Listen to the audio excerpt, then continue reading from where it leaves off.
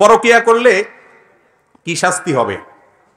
ভাই, জেনা করার যে শাস্তি, পরকিয়ার সে শাস্তি শুধু সেটা না, সাধারণ জেনার শাস্তি না।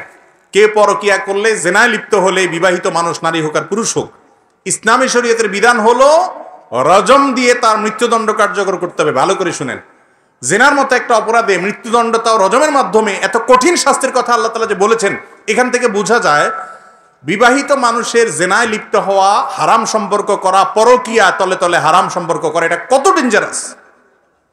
অনেক পুরুষ আছে, মহিলা আছে, ফেসবুকে তলে তলে ইটিস পিটিস চ্যাটিং করে, 2 নম্বরই করে অনেকের সাথে, আছে না নাই? এগুলো বিবাহিতরা যদি করে, অবিবাহিতদের চাইতে অনেক বেশি ডেঞ্জারাস। কারণ তাদের যৌন চাহিদা পূরণের ব্যবস্থা আছে, তারপরেও তারা যদি ডানে বামে বিভিন্ন হারাম পথে যায়, সেটা অনেক বেশি ডেঞ্জারাস। আল্লাহ তাআলা আমাদেরকে হেদায়েত দান করুন, বুঝার তৌফিক দান।